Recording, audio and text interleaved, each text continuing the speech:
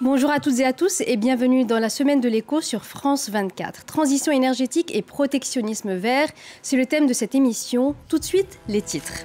Les États-Unis multiplient les subventions dans le secteur des énergies renouvelables. Près de 370 milliards de dollars d'aide publique pour développer l'industrie verte.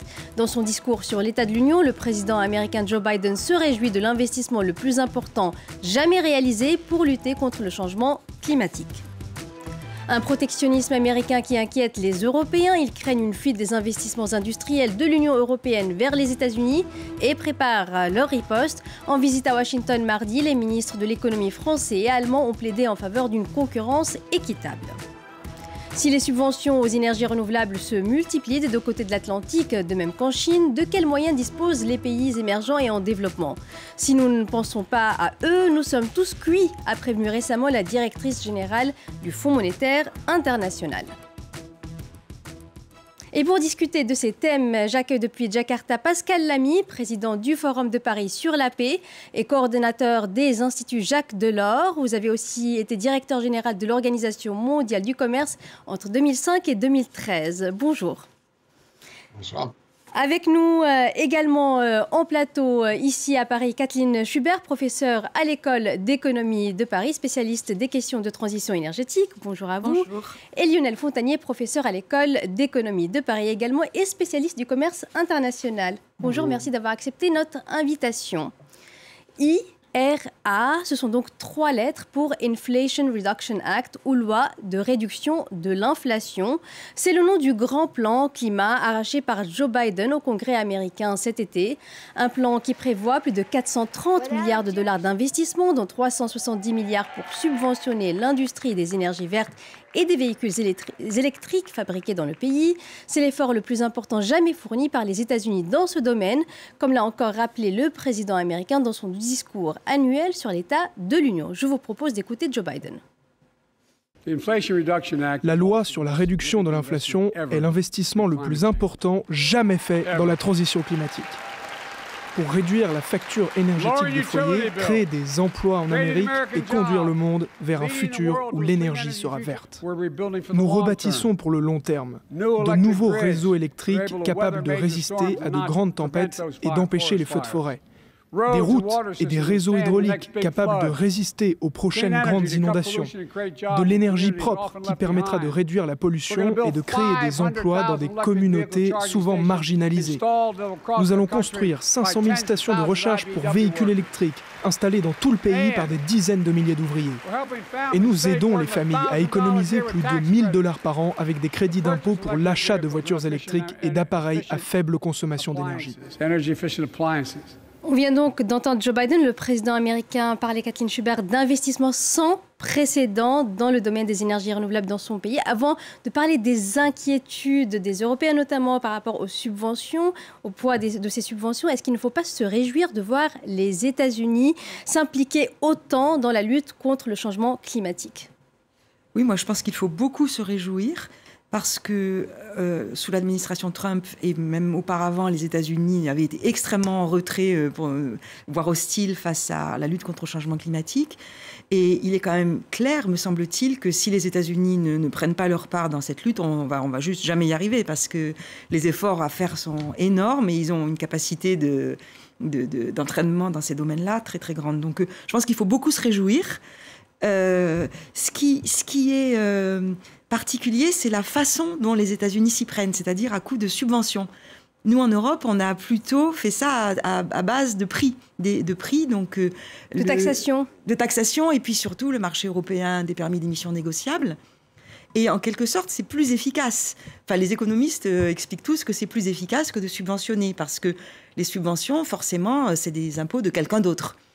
Mais le mot taxe, en fait, aux États-Unis, c'est quasiment un gros mot. Donc, je pense qu'ils n'auraient jamais réussi à faire passer un plan de cette ampleur à base d'effets de prix, quoi. Donc, subvention, ça fait moins peur et ça peut, aux États-Unis, être plus efficace, du coup?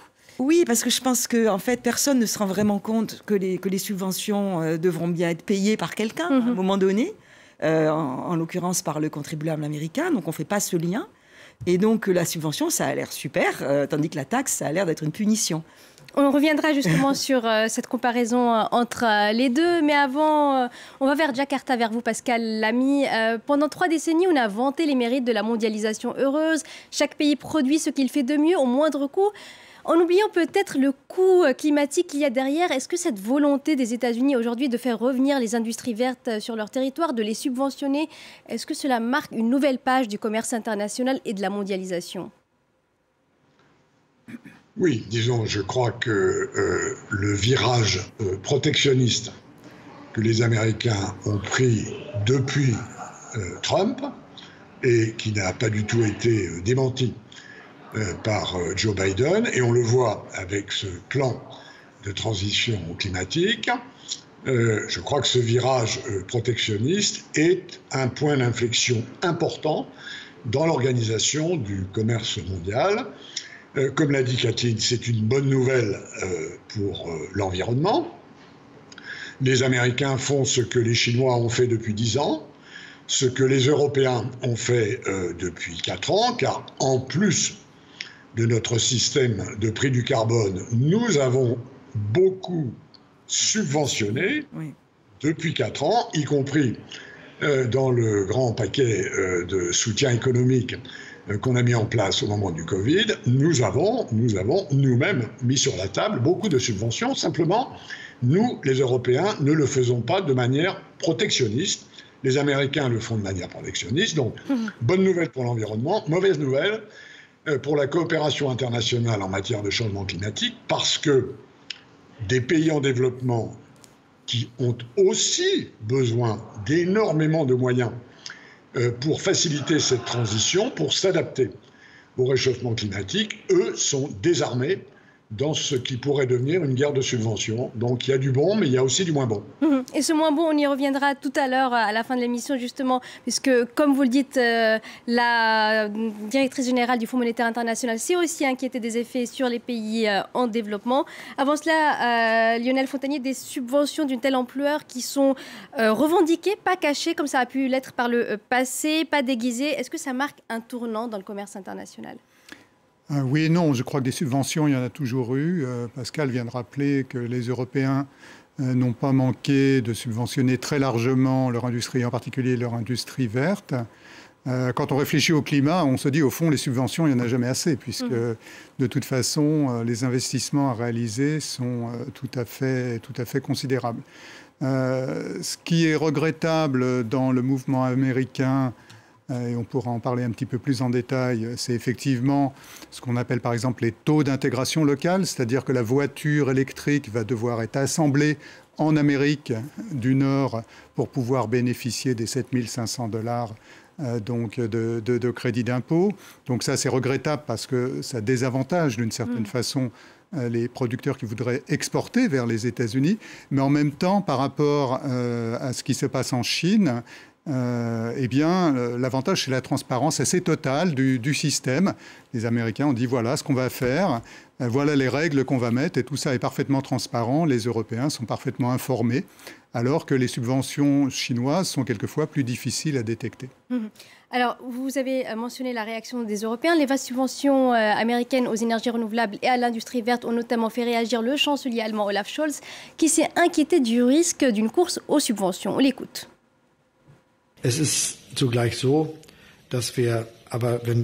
Lorsque nous examinons notre compétitivité, nous devons faire ce qu'il faut. Tout faire pour s'assurer que ce ne soit pas une course aux subventions internationales. On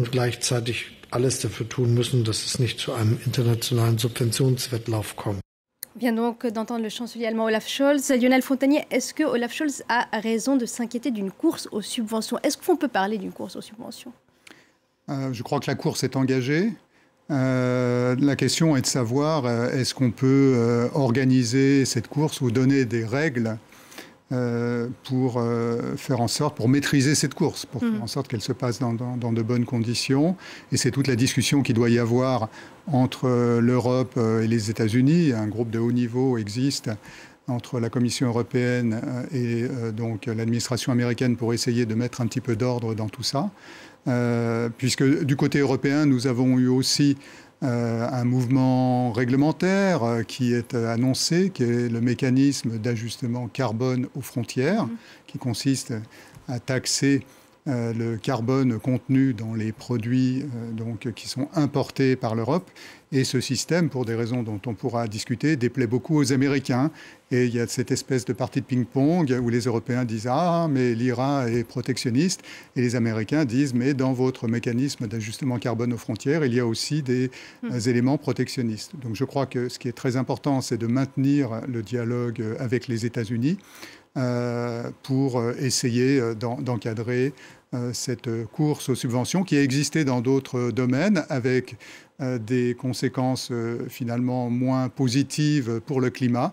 On pense aux subventions massives qui ont été données de chaque côté de l'Atlantique aux fabricants d'avions. On va justement en parler, justement commenter ce point avec vous, Pascal Lamy. Certains s'inquiètent d'un risque de guerre commerciale dans le domaine des énergies renouvelables. Est-ce qu'on peut voir se reproduire un conflit semblable à celui entre Airbus et Boeing et qui a duré près de 17 ans? Oui, je crois que le risque est là, entre les États-Unis et l'Europe, mais pas seulement. Aussi entre la Corée et les États-Unis, entre le Japon et les États-Unis, pour ne pas parler de la Chine et des États-Unis. Le problème étant que ce tournant américain équivaut en quelque sorte au fait que les Américains ont décidé de sortir des disciplines et des règles qui encadraient les droits de douane, qui encadraient les subventions, qui sont des mesures destinées à favoriser vos producteurs nationaux par rapport à la concurrence étrangère, et que ce développement est un mauvais signe parce qu'il est porteur de conflits commerciaux, encore une fois, en transatlantique, mais pas seulement, aussi entre les Américains et d'autres pays dans ce monde. Et tout ceci crée une ambiance qui est mauvaise pour ce dont nous avons besoin, c'est-à-dire davantage de coordination, davantage de cohésion, davantage de coopération entre les différents pays dans leurs itinéraires respectifs de décarbonation et de transition de leurs économies. Donc les Américains pratiquent ce qu'ils ont appelé, et Lionel Fontagnier a tout à fait raison de dire qu'ils le font de manière transparente. M. Trump disait « America first », M. Biden dit « America first ». Et il faut bien comprendre que les Américains ont une capacité à imprimer de la monnaie et à la faire souscrire par le reste du monde qui est sans équivalent dans ce monde. Et donc, c'est en quelque sorte le privilège du dollar, la dominance du dollar dans l'économie internationale qu'ils utilisent à des fins de protection domestique. Nous ne le faisons pas, et la grande question européenne maintenant, c'est de savoir si nous allons suivre. Est-ce que nous restons avec un système de prix du carbone et de subventions qui est en quelque sorte ouvert, ou est-ce que, comme les Américains, nous décidons, nous Européens, de devenir protectionnistes? C'est une grande question et je pense qu'il faudra y revenir. Alors justement, sur ce point, Kathleen Schubert, vous avez commencé à évoquer cette différence. D'une part, les subventions aux États-Unis, d'une part, la préférence pour la taxation, peut-être en Europe, sur donc le carbone. Est-ce que finalement, face à ce que font les États-Unis, les Européens doivent mettre plus de subventions et doivent donc financer cela? Allier les deux outils, un outil que vous jugez plus efficace peut-être par les études économiques, l'outil de la subvention, il faut mettre les deux, faire un mix des deux pour aboutir à un résultat? C'est complexe parce qu'on voit que le but du jeu, du point de vue du climat, je laisse le commerce à Lionel et Pascal Lamy, le but du jeu, du point de vue du climat, c'est de sortir les énergies fossiles, donc de se débarrasser des énergies fossiles. On voit bien que l'instrument le plus direct pour faire ça, c'est de faire monter leurs prix. On les rend chers. Ça va donner en fait un business model aux activités vertes, les énergies renouvelables vont être rentables, on n'aurait normalement pas besoin de les subventionner dans ce cas-là. Vous voyez, on fait sortir les énergies fossiles du marché parce qu'elles deviennent plus chères que les renouvelables. Chacun se rend bien compte que si rouler en voiture thermique, ça devient extrêmement cher, alors on va se tourner vers la voiture renouvelable. Bon, donc il y a un petit problème quand même, c'est que comme on l'a vu en France avec les Gilets jaunes, il y a un problème d'acceptabilité. Et les États-Unis donc, ont choisi l'autre méthode, ne pas rendre plus chères les énergies fossiles, qui sont d'ailleurs pas du tout chères là-bas, mais les expulser du marché à coup de subventions pour rendre les renouvelables plus favorables. Donc en un sens, c'est hyper inefficace. Mais voilà, donc que nous, on abandonne le système ETS, donc le marché européen du carbone, qu'on est en train justement de rendre plus efficace, de baisser les plafonds pour faire monter les prix, pour passer à un système de subvention, ça me semblerait complètement fou. Enfin, c'est un risque qu'on prenne ce virage-là, qu'on abandonne un système pour aller vers les subventions? Non, je ne pense pas. Je pense pas. Donc, on ne va pas abandonner ce système-là. Est-ce qu'on peut convaincre les Américains du bien fondé de ce qui est pratiqué en Europe? Les Américains ont été toujours extrêmement réticents à un système de taxes et de prix du carbone, probablement d'ailleurs parce qu'ils produisent eux-mêmes du pétrole. Nous, on n'en a pas. Dans le fond, c'est plus facile pour nous d'essayer de l'expulser du marché. Eux en ont. Donc l'expulser direct du marché est plus délicat. Et pour leur charbon, c'est pareil. Donc bon. Alors, on a commencé déjà à parler des inquiétudes européennes vis-à-vis de cet Inflation Reduction Act. Mardi, les ministres français et allemands de l'économie se sont rendus à Washington pour rencontrer leur homologue américaine. Ils demandent plus de coopération et de transparence de la part des États-Unis. Et ils sont revenus avec quelques concessions. On voit cela avec Mark Pope et Yinka Oyetad. Côte à côte, ils sont venus à Washington pour défendre l'industrie européenne. Les ministres de l'économie français et allemands se sont entretenus avec plusieurs responsables de l'administration Biden. Au cœur de leur discussion, le plan de réduction de l'inflation du président américain. Un texte ambitieux pour le climat qui suscite les inquiétudes des Européens, des griefs entendus par Washington. J'ai l'impression qu'il y a une grande volonté, sans modifier la loi de réduction de l'inflation, de trouver des formes de coopération, ce qui signifie non pas de séparer les marchés, mais de les réunir. Le plan de réduction de l'inflation prévoit 370 milliards de dollars de subventions pour le développement de l'industrie verte. La loi prévoit par exemple 7 500 $ de crédit d'impôt pour l'achat d'un véhicule électrique produit sur le territoire et équipé de batteries fabriquées aux États-Unis. Bruxelles dénonce un plan protectionniste qui ne s'applique pas aux biens fabriqués en Europe. Par ailleurs, les subventions proposées par Washington sont jusqu'à 5 fois supérieures à celles de l'Union européenne pour encourager les entreprises à s'installer aux États-Unis. Mais les ministres français et allemands de l'économie semblent avoir obtenu des concessions. Nous sommes convenus de la nécessité d'une transparence totale entre les États-Unis et l'Europe sur le montant des aides publiques qui seront apportées aux entreprises privées. Et nous sommes convenus de la nécessité également, dans l'application de l'Inflation Reduction Act, d'élargir au plus grand nombre de composants européens possibles. Cette avancée s'ajoute à une autre concession de Washington. Des crédits d'impôt pourraient être accordés aux voitures électriques fabriquées en dehors des États-Unis si elles sont louées à des consommateurs américains.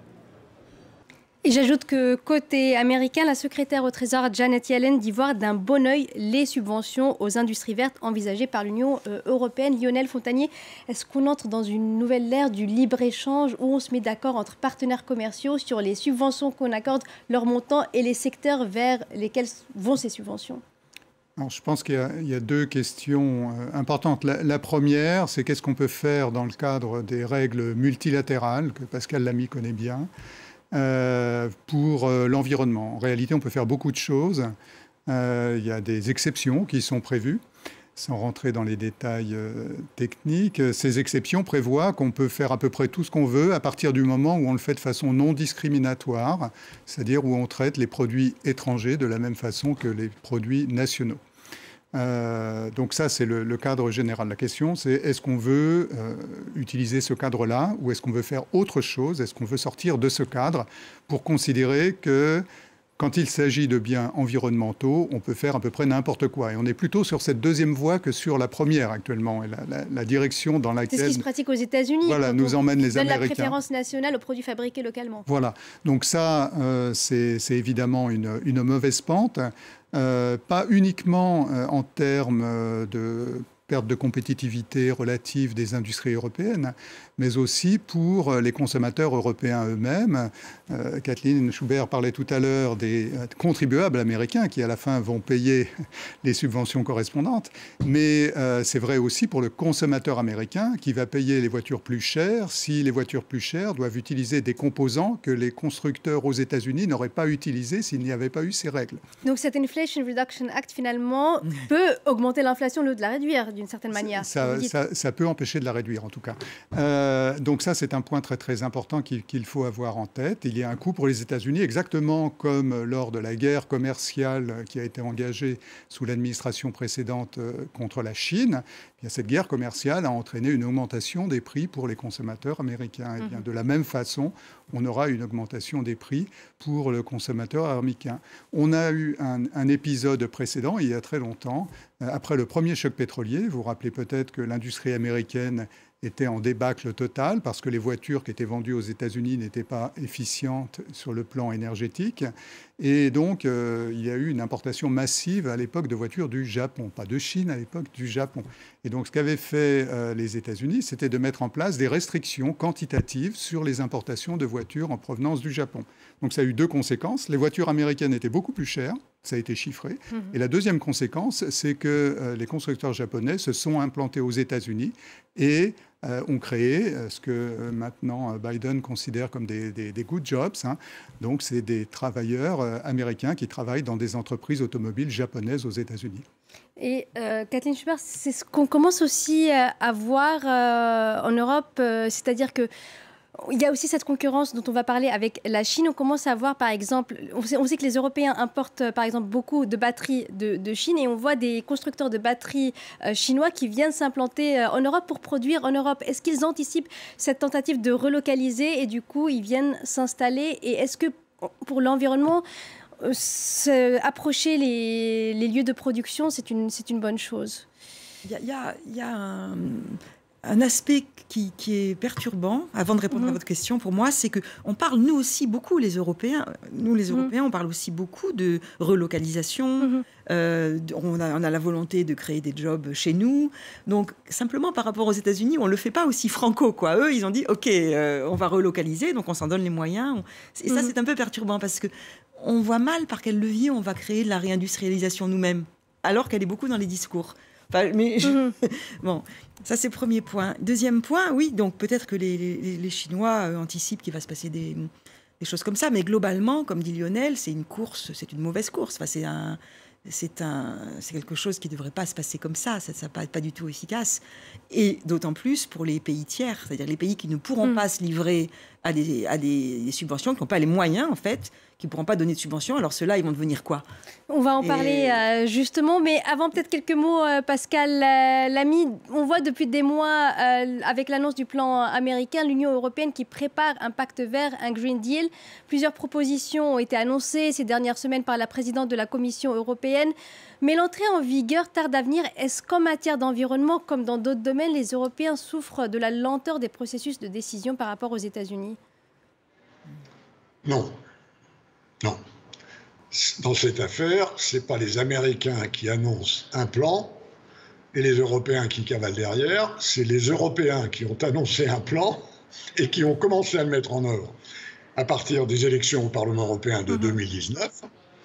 Le Green Deal, il ne date pas de la semaine dernière. Le Green Deal date de 2019. Ça a été la conséquence politique des élections au Parlement européen quand est apparue une nette majorité en faveur d'une accélération de la décarbonation de l'économie européenne et de la transition énergétique.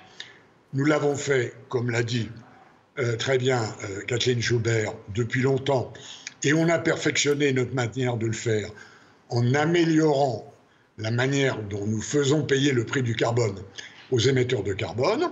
On l'a fait aussi avec des subventions. Donc, il faut mettre les choses dans le bon ordre. Ce sont maintenant les Américains qui réagissent à une initiative européenne. Simplement, ils le font avec un peu plus d'argent, d'une part, et d'autre part, de manière protectionniste, ce qui n'était pas notre cas. Alors, la grande question maintenant, c'est qu'est-ce qu'on fait nous? Et à mon avis, il faut, d'une part, et j'espère que c'est ce que M. Le Maire et M. Habeck ont dit aux Américains, j'espère, même s'ils ont été discrets sur ce point, il faut dire aux Américains, si vous subventionnez votre industrie et que ceci endommage l'industrie européenne, alors nous prendrons des mesures de rétorsion commerciale, comme les règles de l'OMC nous autorisent à le faire. D'autre part, effectivement, il faut remettre de l'argent sur la table. Là, il y a eu un débat au Conseil européen d'hier entre ceux qui disent c'est pas très compliqué, il suffit d'emprunter un peu plus au niveau européen et comme ça, on pourra faire un fonds souverain. Et d'autres, donc nos amis allemands, qui disent pour l'instant, on va d'abord regarder si tout ce qu'il y a dans les caisses européennes a été dépensé. Et puis, pour l'instant, on ne fait rien de plus, on verra plus tard. Et puis, par ailleurs, il y a effectivement le plan qui a été annoncé par Mme von der Leyen, qui consiste en quelque sorte à simplifier les procédures d'autorisation des aides d'État, puisque dans l'Union européenne, en raison du fait qu'on a un marché intérieur qui est commun à tout le monde, la Commission européenne contrôle, donne un feu vert aux aides que les États donnent aux entreprises pour que ceci ne crée pas de distorsion à l'intérieur du grand marché intérieur européen. Je crois qu'il faut regarder l'ensemble de ces solutions. Mais la vérité, c'est que pour l'instant, la Commission européenne a été très très soft sur les Américains, pour des raisons qui tiennent au fait que Mme von der Leyen, à tort ou à raison, et je ne vais pas prononcer de jugement public, considère que ce n'est pas le moment de se fâcher avec les Américains. Moi, je pense plutôt que c'est tout à fait vrai que ce n'est pas le moment de se fâcher avec les Américains. On est ensemble très engagés dans la guerre que les Russes ont engagée contre l'Ukraine. On est tous du côté de l'Ukraine, mais c'est un raisonnement que les Américains pourraient aussi suivre. On ne se fâche pas non plus avec les gens avec lesquels on se bat sur le terrain. Et il y a là des solutions dont j'espère qu'elles sont quelque part en train d'être négociées, peut-être plus discrètement que les conférences de presse en public, entre la Commission européenne et l'administration américaine, comme l'a dit tout à l'heure Lionel Fontagné. Je reviens vers vous justement, Lionel Fontagné. Rétorsion, on a entendu ce mot prononcé par Pascal Lamy. Est-ce qu'il faut que les Européens, si jamais ça n'avance pas, évoquent cette possibilité, cette piste ? Alors, je pense qu'il y a une mauvaise connaissance publique de la façon dont ça se passe concrètement en termes de politique commerciale au quotidien.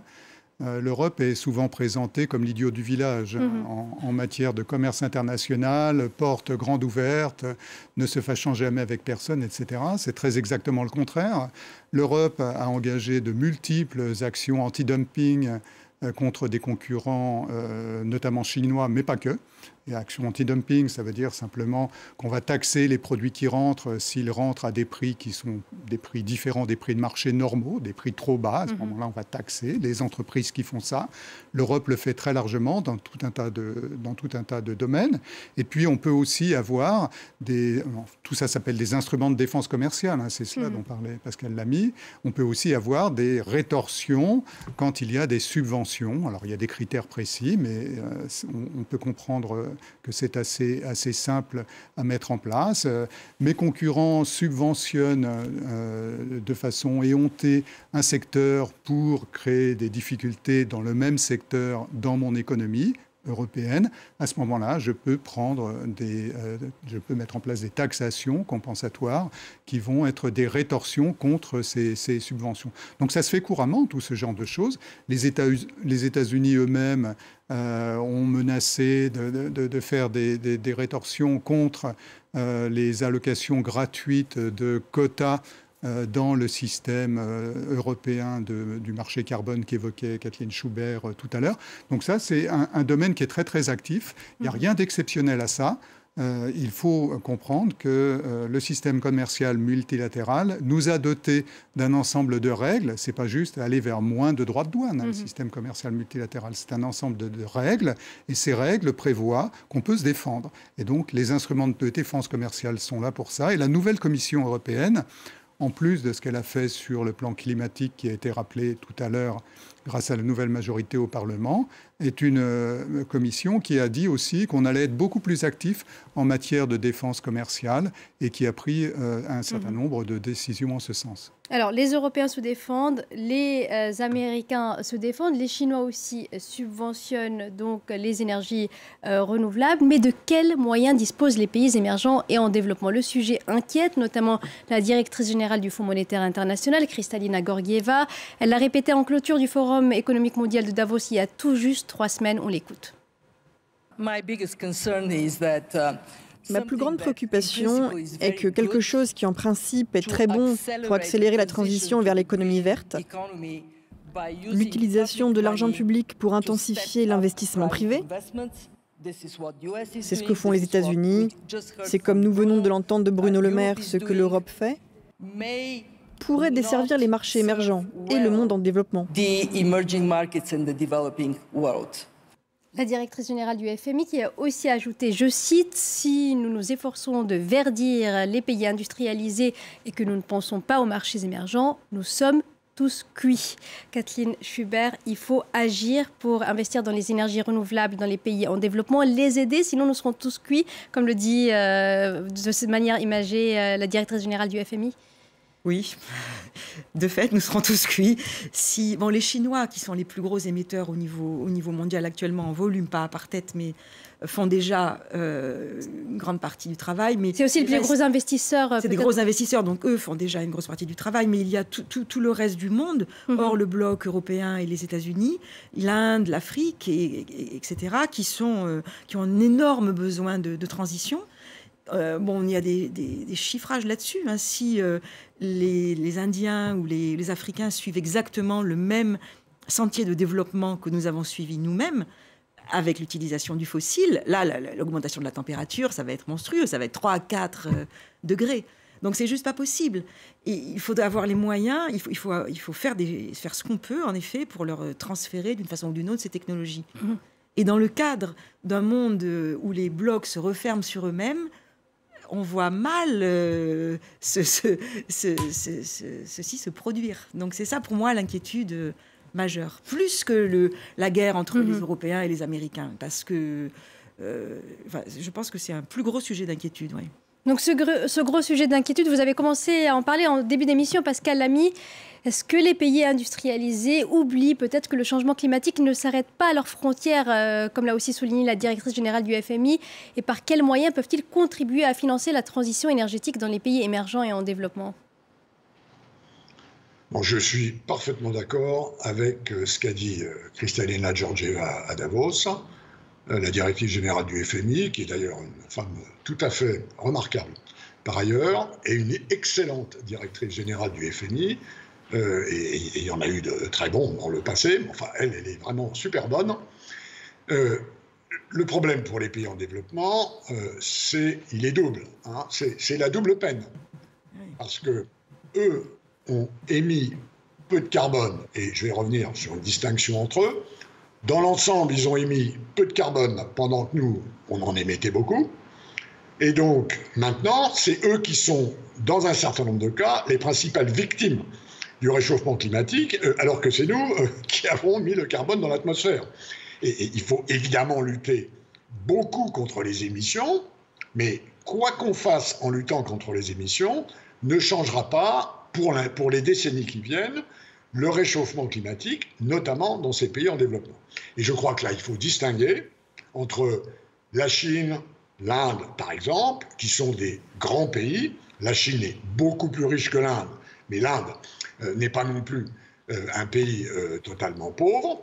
Et puis d'autres pays, et notamment en Afrique. Le grand problème nord-sud du réchauffement climatique aujourd'hui, il est d'abord en Afrique. Et là, je crois qu'il faut effectivement, et c'est une initiative que le président de la République française a pris de convoquer un sommet sur ces questions de financement nord-sud du climat au mois de juin prochain en France. Je pense qu'il y a effectivement là beaucoup à faire. Je préside d'ailleurs par ailleurs une commission sur ce qu'on appelle l'overshoot, c'est-à-dire le moment auquel on va dépasser 1,5 degré, ce qui Et là, c'est maintenant tout à fait probable. Et il y a, dans ce domaine, beaucoup à faire pour permettre aux pays développement les plus pauvres de bénéficier de soutien financier des pays du Nord. C'est quelque chose qui maintenant, à mon avis, est absolument indispensable. On a vu cette conversation démarrer à Sharm el-Sheikh. Il faut la poursuivre concrètement. Lionel Fontanier, il faut des moyens financiers pour les pays en développement, notamment en Afrique, et il faut aussi des transferts de technologie importants. Voilà, il faut tout ça, et il faut aussi voir comment on s'organise pour que la transition se fasse dans ces pays une fois qu'on a donné les technologies et les moyens financiers. Et donc là, ça pose la question que posait Kathleen Schubert au départ, c'est-à-dire comment vont faire ces pays? Est-ce qu'ils vont décarboner avec des réglementations? Est-ce qu'ils vont décarboner avec des subventions? Est-ce qu'ils vont décarboner avec un prix que l'on met sur le carbone qui est émis par les activités humaines? Donc en tant qu'économiste, on a nos petits défauts et on pense que les prix, c'est quelque chose qui fonctionne bien en général parce que ça envoie un signal clair et les consommateurs, les producteurs répondent à ce signal clair. Donc on a envie de dire... Eh bien, dans le cas de l'Afrique qui s'annonce dramatique, comme le rappelait Pascal Lamy tout de suite, mettons un prix du carbone. Mais à ce moment-là, quel est le prix du carbone qui est pertinent pour ces pays? Les Africains commencent à en parler, hein. C'est pas quelque chose de tout à fait théorique. C'est très difficile à dire parce que, évidemment, les niveaux de prix du carbone qu'on connaît, par exemple en Europe, n'ont évidemment aucun sens dans les pays africains. 100 € la tonne de carbone en Afrique, c'est beaucoup trop. Mais alors, quel est le bon niveau? Est-ce que c'est 50? Est-ce que c'est 25? Donc le Fonds monétaire international commence à pousser l'idée que ça pourrait être quelque chose comme 75 au minimum dans des pays comme les pays européens ou les États-Unis, 50 dans des pays comme la Chine et peut-être l'Inde, et puis en Afrique, 25. Mais est-ce que 25 est un bon niveau? Est-ce que ça ne devrait pas être 10 ou 50? Et là, on est dans une situation où les économistes ne savent pas bien répondre. D'une part, à cause de la responsabilité historique que Pascal Lamy rappelait, il n'y a pas de raison finalement de faire payer les ménages africains pour le carbone qui a été émis par les pays essentiellement de l'OCDE et la Chine, qui a d'ores et déjà sa part importante dans le stock d'émissions. Donc, on n'a pas envie de les faire payer. En même temps, on sait que le signal prix est nécessaire. Et donc, tout ça est très, très difficile. Et les économistes sont un petit peu désarmés parce qu'on ne peut pas trouver un système qui va permettre d'avancer de façon convenable. Alors, il y a des travaux qui sont faits, je l'ai dit, au FMI. Il y a un travail qui est fait au niveau du G7 pour essayer d'avancer sur ces sujets. Il y a un travail qui est fait au niveau du G20, qui est une meilleure enceinte pour parler de ces sujets. Mais il est très difficile d'avancer simplement avec donc cette question du prix du carbone. Donc, ça nous ramène à des subventions. Et si on va vers des subventions, ces pays-là n'ont pas les moyens de faire les subventions. C'est ce que vous disiez tout à l'heure. Ce sont des défis de taille dont on reparlera sans doute dans de prochaines émissions. Merci infiniment à Pascal Lamy, Kathleen Schubert et Lionel Fontanier d'avoir partagé avec nous vos analyses. Je remercie aussi toute l'équipe technique en régie, ainsi qu'Agnès Lecossec et Farah Bouchrak pour leur aide précieuse à la préparation de cette émission. On se retrouve vendredi prochain pour un nouveau numéro. D'ici là, vous pouvez revoir cette émission sur notre site internet france24.com ou la réécouter en podcast sur toutes les plateformes.